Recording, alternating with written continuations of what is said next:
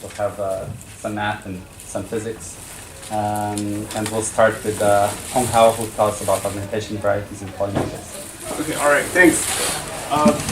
In the past 2 days, we have been seeing a lot of the non-contact homology and, in general, the Lagrangian contact homology. And today, I want to talk about the other recipe in the title of our workshop, which is the augmentation.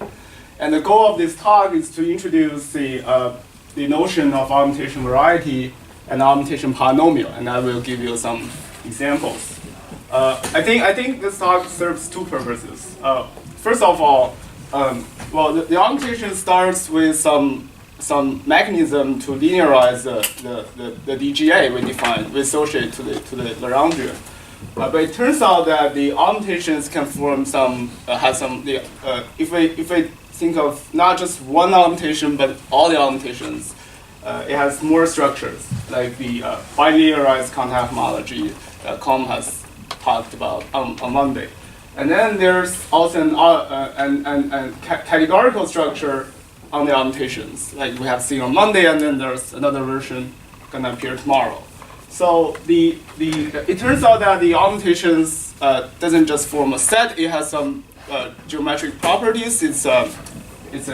We got a variety out of the augmentation, and then there are some further geometric properties on these varieties.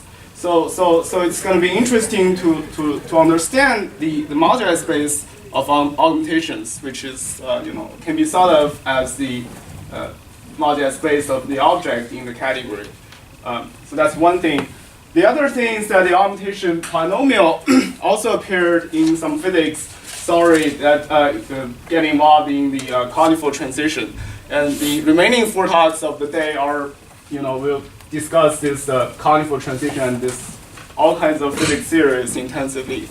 And I hope that this talk will give you some mathematical background, at least, to this augmentation polynomial, at least, and then set up that first.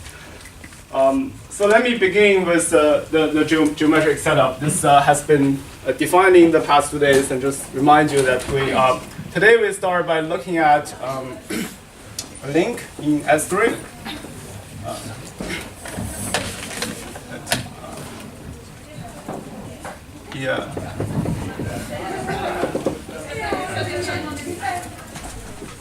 This is an n-component link in S3, and let LK be the link conormal. And we define this lambda k to be LK intersect ST star S3. This is the contact manifold, and it's diffeomorphic to S3 plus S2. Because S3 is the Lie group, the cotangent bundle is trivial, and then the cosphere bundle is also trivial, so it's a trivial product of the two. And here, each knot in the link give us a torus, and this is a disjoint union of Lagrangian torus. And from here we got a Lagrangian associated to the knot, and the Lagrangian isotope invariant we define for this lambda k will be the non-invariant and link invariant for our k. And we associate this DGA, AK, which we have a coefficient ring adjoining this rib quartz.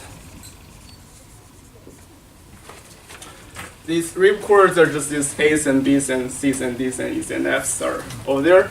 And in this case, the coefficient ring is it's a group ring adjoining the relative homology of ST star S3 relative to the Lagrangian.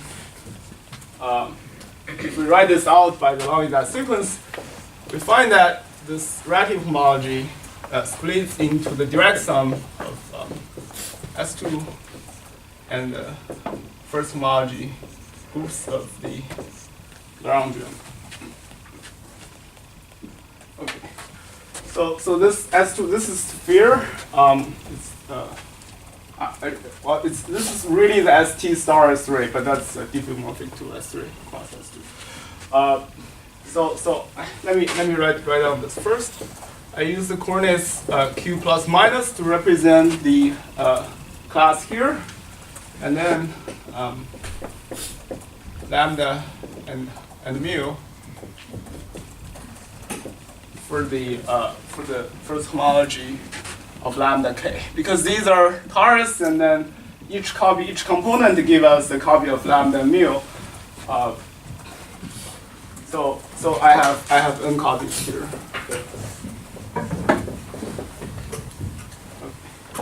That's it. And there are a couple of remarks I want to say about this coefficient ring. First of all, I use a multiplicative notation here. So abelian group, normally we use addition, and here we just take the exponential and formally make them look like multiplication.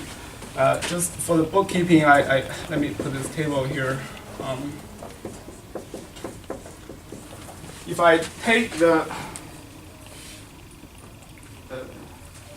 longitude for the not conormal and meridian to be xi and pi,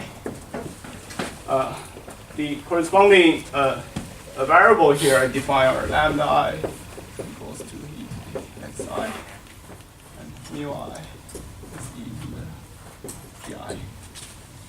And then so suppose this class is t, and then q is e to the t. Okay, I write down this because these variables are gonna appear in the physics theory, and just to make yourself familiarized with this. The first columns are the actual cycles in the homology class, and these are the variables here. And then the second one is that all of them has degree 0.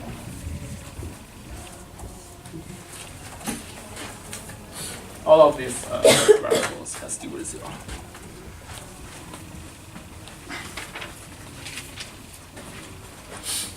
Okay. Now this is a DGA associated to the link conormal. All the differentials are written down over there on the side of the wall. Now let's proceed and define what's an augmentation.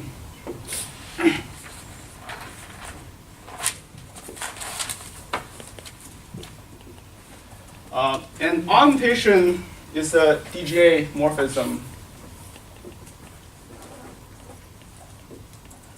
from these DGA AK to K0.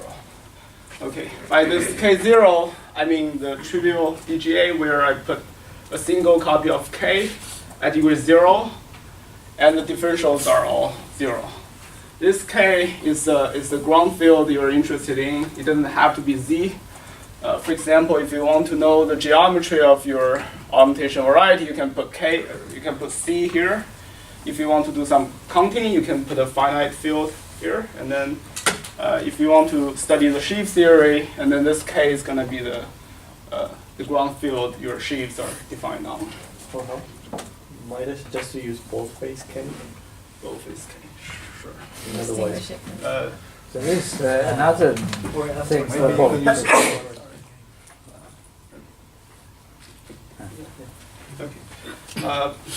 Okay, to write this down more explicitly, this condition being a DGA morphism is the same as saying first that the augmentation of a generator is 0 if the degree is not 0.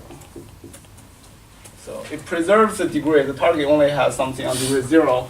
So all the elements not on degree 0 has to be trivially augmented. And then the there's going to be a diagram between degree 1 and 0, and then for that one to be commute, we have this condition,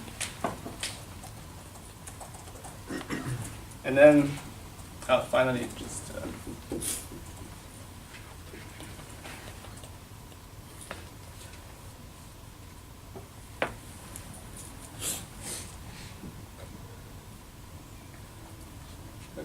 And I just want to say that this definition is entirely algebraic.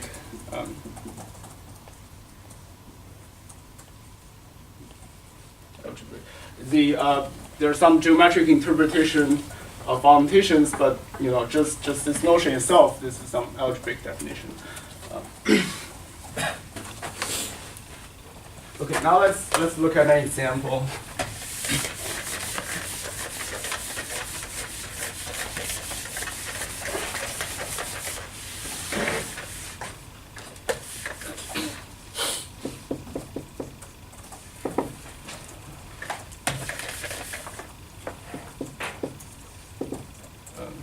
Let K be the Fermat. We have seen this yesterday. This is one component link. The coefficient ring is Q plus minus, M plus minus, mu plus minus. The DGA has two generators. One of them is a degree 1 chord C, and the other one is a degree 2 chord E. And then the differentials are given by partial C equals to Q minus mu minus lambda.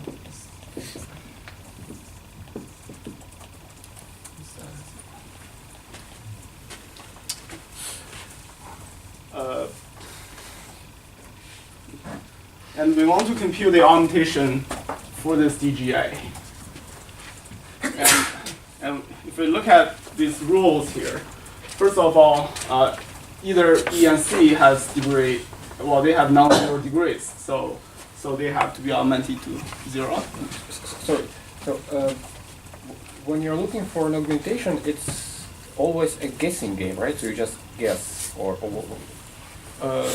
is there any algorithm how to?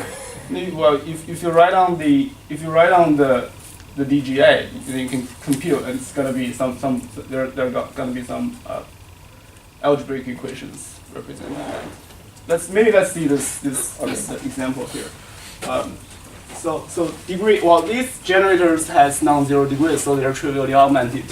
But I need to remind you that these homology classes has degree 0. So there's something, some number we need to assign for them. So let just say that Q0 is Q.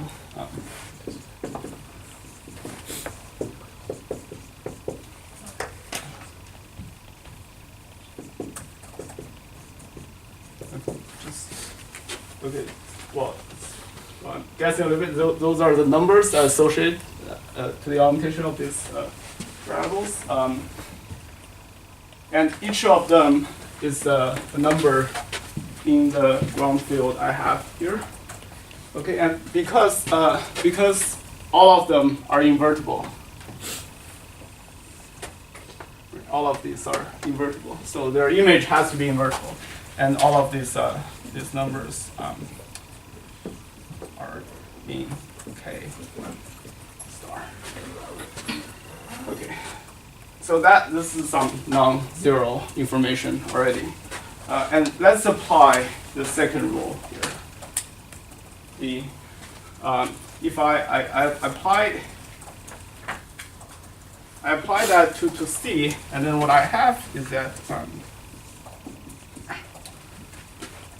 this number has to be 0 according to the second rule. Let's see what we get. This is epsilon of Q minus mu minus lambda plus mu lambda. It's a DG morphism. It preserves addition and multiplication. That's epsilon Q minus epsilon mu minus epsilon lambda mu epsilon lambda.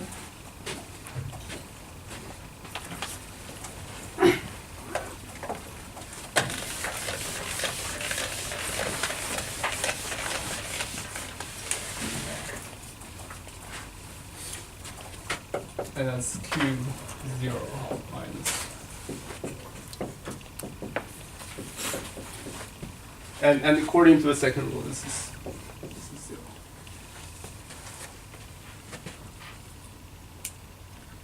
0. So every combination of Q0, mu0, and lambda 0 satisfy this equation will give us an augmentation. And vice versa, every combination satisfy this condition is an augmentation. So this equation is precisely the space of augmentations from naught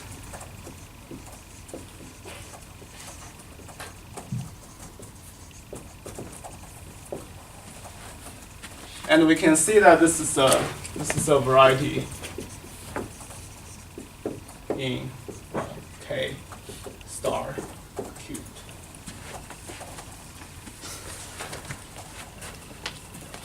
So before I tell you the definition of augmentation variety and polynomial, this is sort of demonstrating why there is some geometric structure on the space of augmentations. And as we proceed to the other examples, I just want to remark that all of the calculations looks like the same. We just replace this C by different variables of degree 1. They give us different algebraic equations, and then those equations will define the set of augmentations. And that's the way we find all augmentations instead of just trying. So maybe I can ask, I don't know. So what about this invariance properties? The DGA is associated to a particular choice of form and so on. If I isotope the Legendrian or I do other things. Then is it understandable how this variety changes? Maybe I asked this before. Oh, you're asking me? I don't know. Do you know? Whoever knows. Do you mean the change of variables between lambda, mu, and q, or like stabilized? You add extra? I guess we have this theorem that says that the DGA changes by stable time iso. Right, the stable time isomorphism doesn't change this at all. And then if you change some framing, and then there's some change of variables, which is like what happened there. Right. No, but there is a stabilization if you add a degree -1 and degree 0 generator. It's a degree 0 Right. The good thing is that for naught there's no degree 0 terms. All the generators are written there. Just take that one. Right. But the special types of stable time. Yeah. Okay. So maybe this will come up later. So a general Legendre isotopy, it's conceivable you might have to go through things with negative generators. But in this case, the space of augmentations is the same as, it's isomorphic to the degree 0 contact homology because there is nothing in negative degree. So it's just all the 0 degree generators modded out by the relations given by the degree 1 generators. So in that sense, it's an invariant up to whatever the usual notional equivalence is for that variety.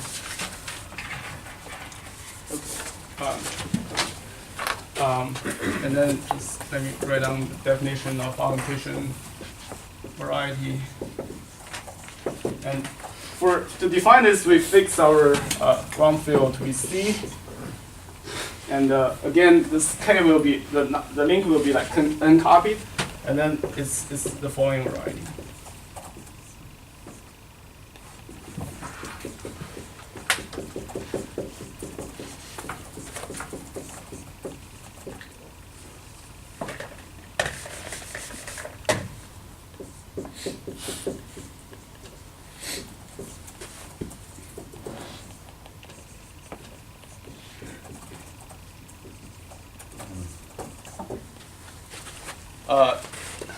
If I have an augmentation, I can look at this 2n plus 1 tuple of how I augment these variables here, and then if I collect all the augmentations, I get a variety in the space.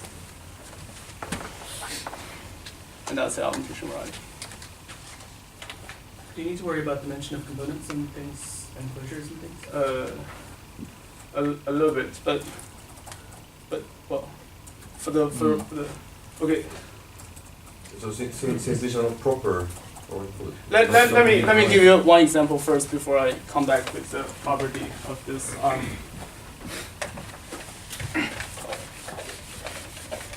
And we don't need to to worry about rave cards because you said there are no degree 0 rave cards? There are in other examples, let's see one of them. But, well, this is the definition, let's just write it down first. Okay. So it's not the variety of all augmentations, it's like a projection. Yeah, exactly. And then, But the problem is that that might not be variety for chloride. You can need to take down the very closure of that set. yes. Let me do one more example, and then we can talk about those problems using those examples. So let's do the half link, and there are degree 0 terms, A12 and A21, and then the degree 1 terms are B12, B21, C11, C12, C21, C22, and then there are some other terms of other degrees, but it's irrelevant to the calculation of augmentation. And then let me write down the differential for all of them.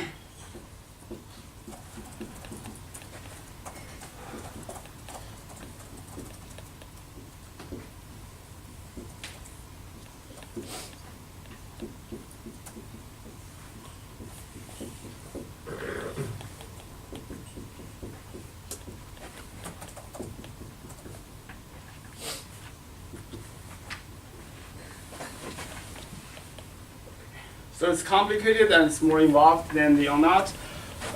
And let's literally do the calculation. Well, so these are the 6 degree 1 terms. And if we apply this epsilon here, and then we will get some algebraic equation which defines the augmentation.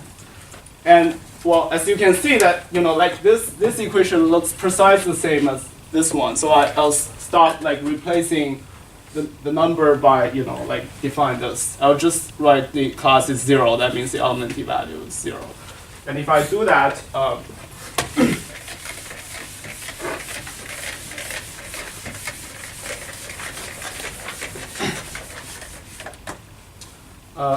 let's do the calculation. First of all, let's look at this equation. Let me number 1.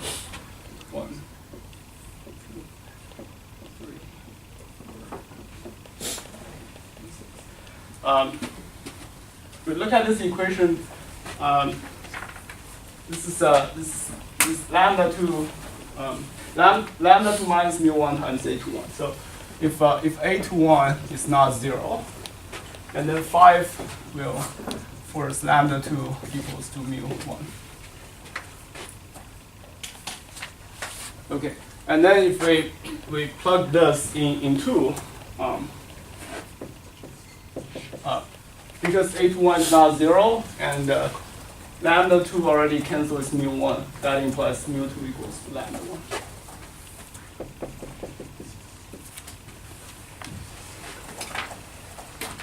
And we put these two equations in 6 here. And 6 being 0 means that we can write Q equals to lambda 2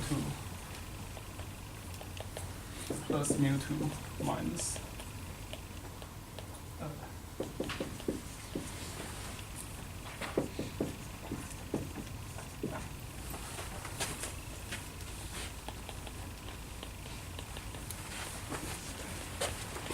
Right. So this lambdas and mu's are the variables we care about, and the value of q is determined by the value of a21 and a12. There can be various choices for q, which are depends on the choice you augment a21 and a12.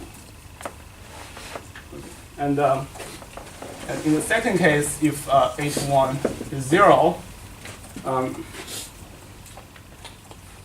if a21 is 0, we sorry.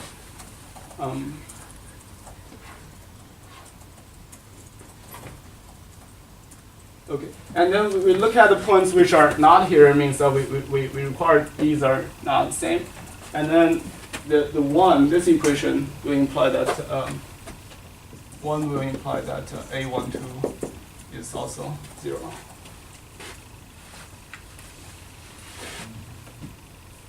Because it's a12 here, it's a21 there. And then, given these two conditions, 3. That's not precisely correct, right? It's that the thing in parentheses is non-zero.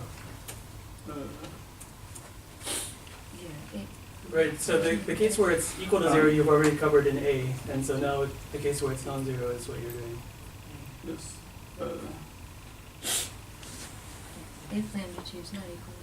Maybe I just don't need this. No, I mean you're fine, but it doesn't follow from a21 equals 0. Okay. Sure. Let's look at 3. Because a21 is 0, the last term is gone, and then that gives q minus lambda 1 minus mu 1.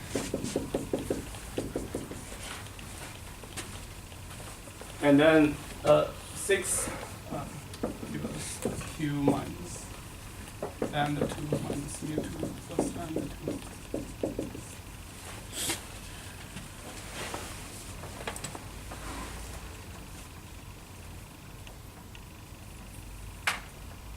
Okay, so the augmentation variety for half-link, let's call this A, and then call this B, and that's A. So there are two components written down here.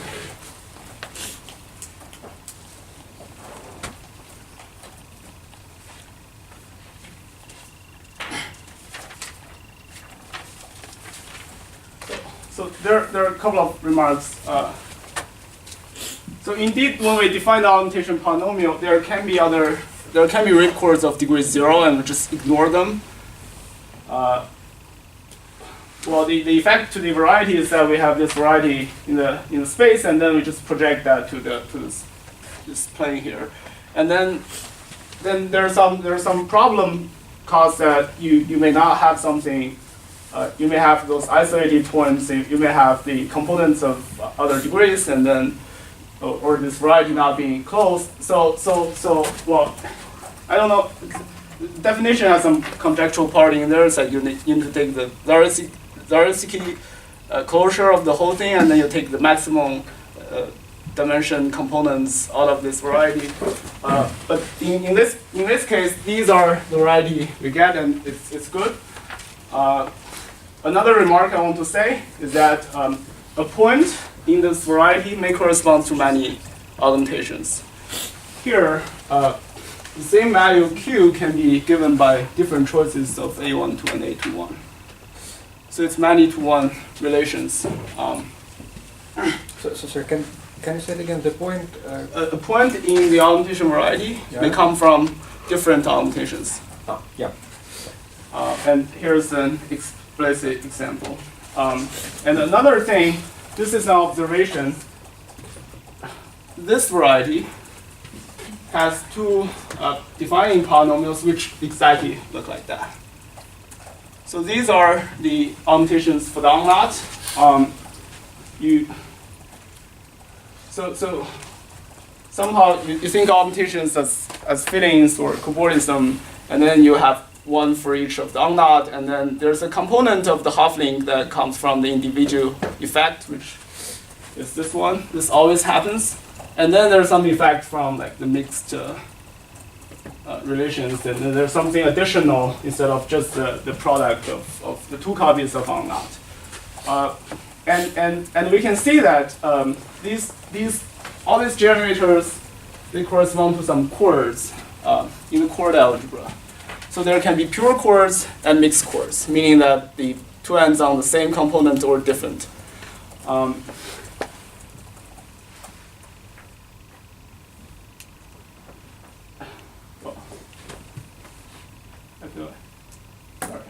Somehow, so this is the case when this A12 and A21, the mixed chords are not zero. So you'll have some mixed effects, and they give you something new. And these are, I feel like somehow I should draw the conclusion that A12 is also zero. But anyway, these are the mixed chords are trivially augmented, and then the effects are only come from each component of the of your link. I think you get one more restriction by looking at 4. It turns out to be redundant. I think it turns out to be redundant.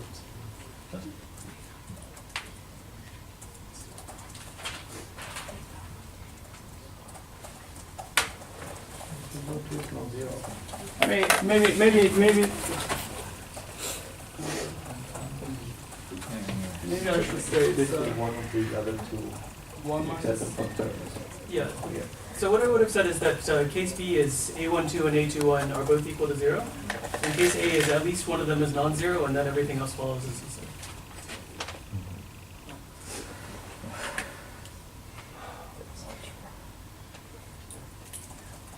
Okay. Someone that's on board with it.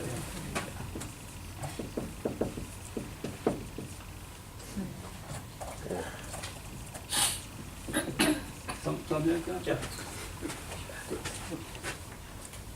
Can I ask, if you have an augmentation that doesn't take integer value, but some augmentation that lands in C, can you still interpret that geometrically as a curve count?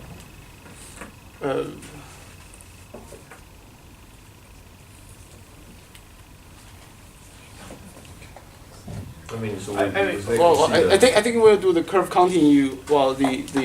The point is that the DGA is defined over the Z coefficient adjoining those things. Those are the curve count, and then you just take that map to a target ring you're interested in.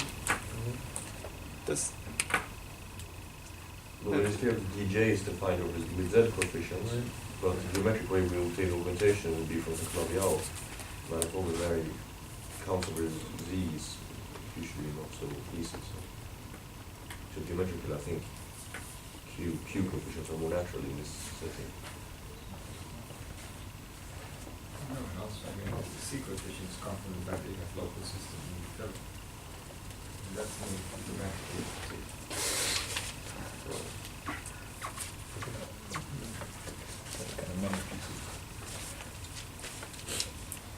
So is every, say, well, okay, that's a bad example.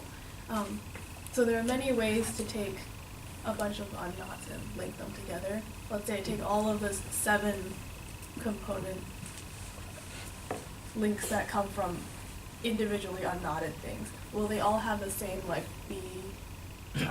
Yes, and then you have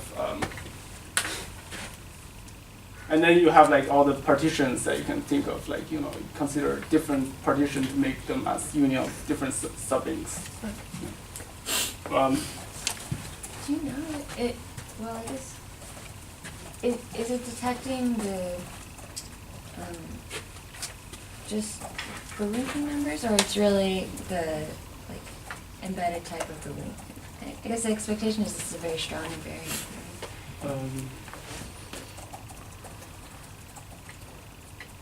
I don't know. I didn't understand the question. Can you say again? Does this detect the isotopy type of the link, or just like linking numbers? What is this? The augmentation variety. Oh, it detects more than linking numbers. So the Whitehead link has an interesting augmentation variety. Borrman rings have an interesting Can I ask one more question? We said, sometimes there's no augmentation, and that's bad, but is this variety, like, does it always have rational points, points over C, or like, is it always an interesting variety, or is it sometimes empty, is it sometimes stupid? The rational points you mean map to Q, I guess? Or is it, do you always have augmentations if you're willing to map to an interesting field? Well, I don't know, but it looks like from the equation there. For these guys, yeah. In general. But for these guys, It has a filling, which is at least one augmentation. It has a we call normal filling. But the problem is the opposite. Maybe this set of points that is VK there, maybe that's an open set, so when it takes very top, you just get everything. And then of course you don't have everything right. But I guess you expect it not to do that. You don't expect it to be properly hypersurface. Yeah. But the worst case would be that way. So there certainly are always complications to any field. But I mean for not. For a link as well, if you No, I mean like for general Lagrangian, if you try to do, I mean, I guess it's not very range. Yeah. You have this funny example where if you can prove it for general Lagrangian set of J1S2, you have commutations over T3, then the four-color theorem is true. Yes. Say it again? There's a certain class of Lagrangians in J1 of S2. If they have commutations over Z-mod 3, then you can prove the four-color theorem. Yeah. That worked at various people in this one. Let's continue. Just a very quick example that if the link is unlinked, and then you can think of that you can move them really far away from each other, and then there's no effect of mixed ripcords. So for the orientation of the unlink, it's just B. There's it's just this part. So the third remark is that in general this variety is of codimension n, where n is a dimension, so it's a component of your link. So when we look at a knot instead of a link, and then you got a codimension 1 variety in C star 3, and in that case you can write that as a vanishing set of a polynomial. There's some words I just want to write down about this variety when, well, let's say n equals 1, when the maximum dimensional dimension of the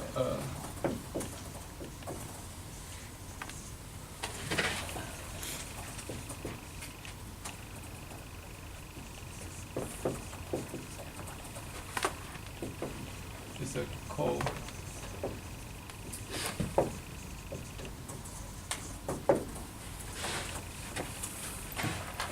subvariety in C star 3. This is a vanishing set.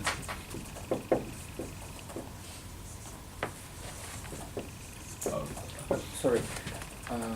When the maximal dimensional maximal dimension of the risk core, okay. Reduced.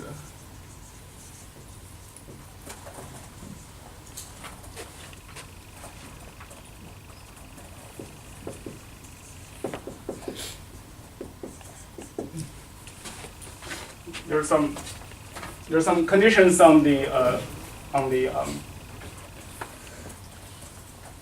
variety, and then when that's satisfied, you can write down a reduced polynomial, meaning there's no repeated factors, and that's called the augmentation polynomial.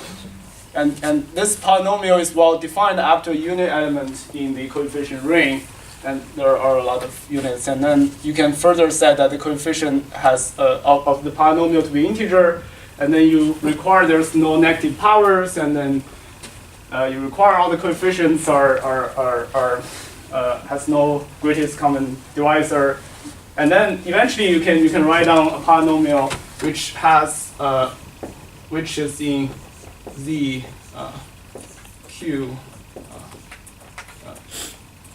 and mu. You can always do that, and whenever you do that, this polynomial is well defined up to plus minus 1. Sorry, why couldn't there be more than one such component? You just choose to be that because. Wait, There sorry. could be more than one. Oh, there could be. Then you just take the product. So, Into the product. yes. So, this first part of the statement, is it obvious? Is it a theorem? No, I don't think so. It looks like some complicated behavior of the augmentation variety when you do that projection, and then there's some conjectural. So is it conjectural? Yeah. Yes, but you said something important, right? You said that it appears that this is always codimension n, for any n, and there's a reason for that, right? It's supposed to be for fixed q. This is supposed to be a holomorphic Lagrangian Right. but But inside of C star to the 2n. That's all certainly That's conjectural. conjectural. That's right. But that's sort of the moral reason why this one would expect this to be true. Right, but this is also conjectural. Also conjectural. Okay, that's what I was trying to. Now that we know the augmentations are sheets, That's correct. you can prove it through that. And Lagrangian part as well? Or? Yes. Yes. Yes, okay. Sorry, can you say that again? If you use the augmentations are sheets, I guess tomorrow. Yeah, then so- you can deduce that that must be all Yeah, the microscopes. Okay, cool. Okay. All right.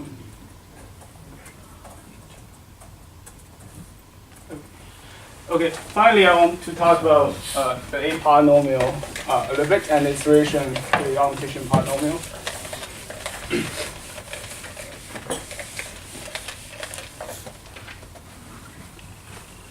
You can define a polynomial for arbitrary link. For the knot, and it's gonna be well. Let me write down the equation I want to explain to you. Finally, the A polynomial it's a two-variable polynomial.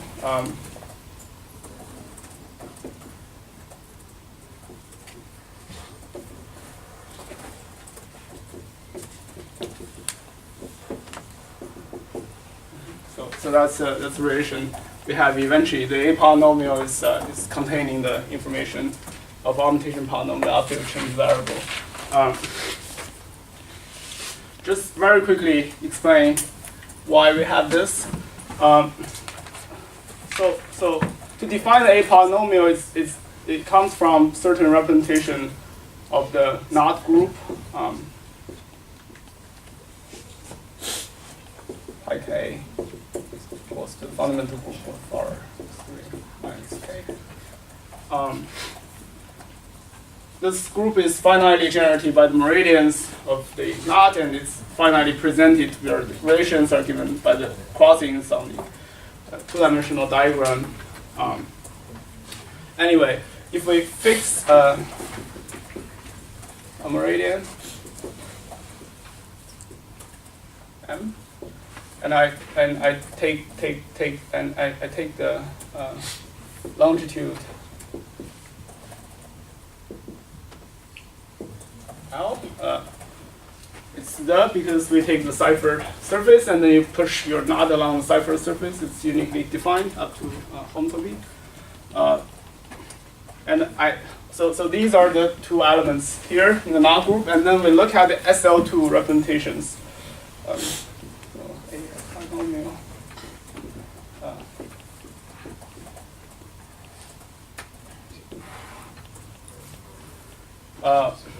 Which is rho.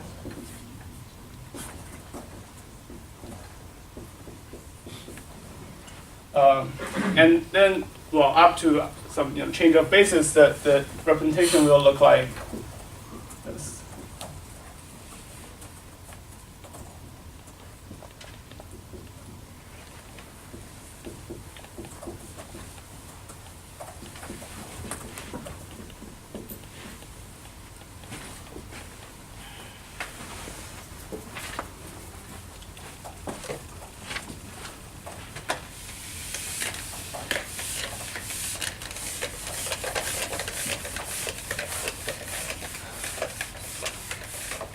and I can look at the variety in C star square.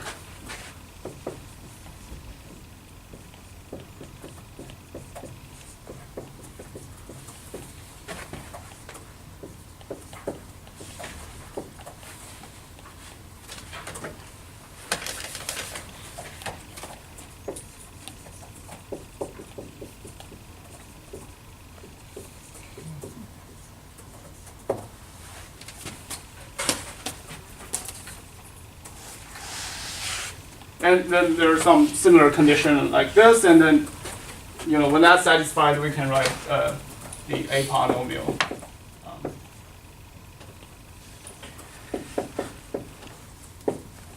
Out of this variety, it has a vanishing set. It's A polynomial variety.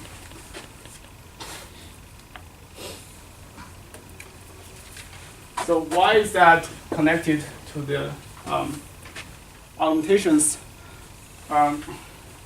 There's a way of studying augmentations from something called the KCH representation. It's KCH stands for non-contact homology representation.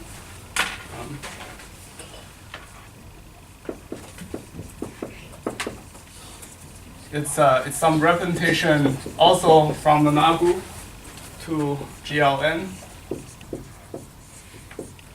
And the condition requires that it looks like something like this.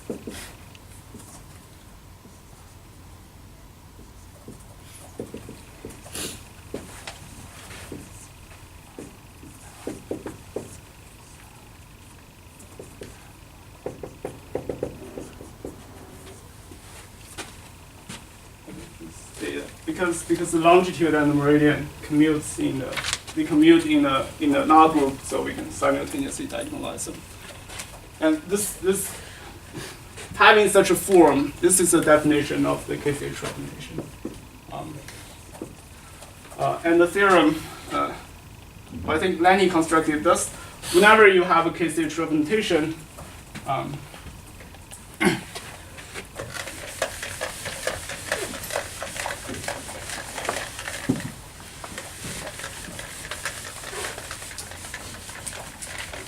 whenever you have a KCH representation, you can define an augmentation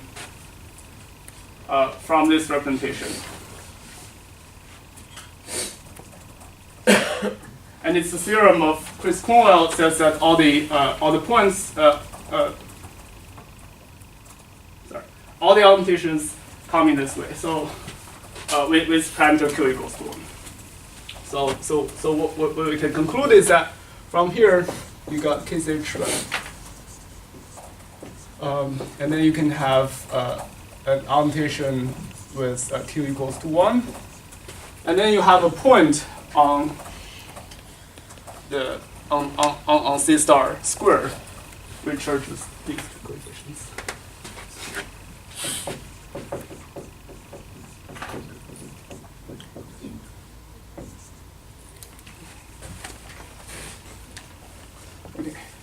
Now, finally, let me explain this. If you start with an A polynomial SL2 representation,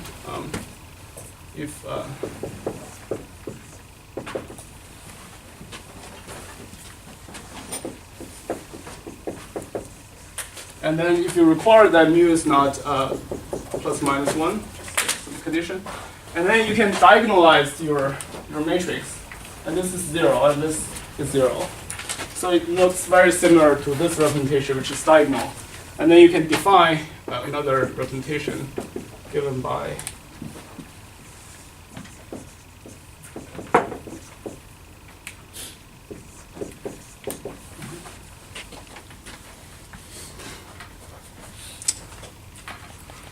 and then the consequence is that this is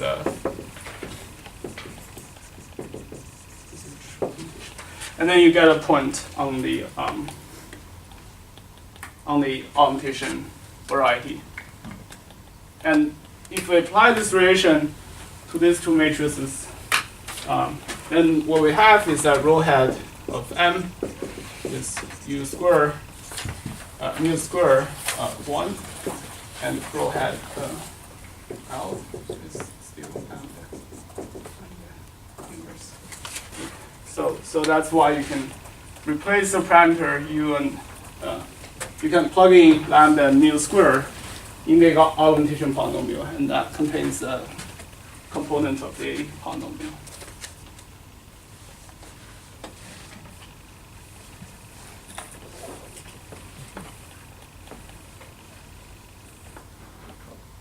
Is there a question about this part? So is it possible to define augmentation variety for more general Chekhanov and algebraic algebras? I mean, not necessarily coming from the conormal Legendre parts. I mean, you can always study the augmentation variety, including all the degree 0 elements. And but like if you do projections like this, and then you want to see some property, I don't know the answer. Maybe Lenny has something to say. Well, the answer to the original question is yes. Okay. So it's a yes. If there's no more question about the A polynomial and augmentation polynomial, that's the end of my talk.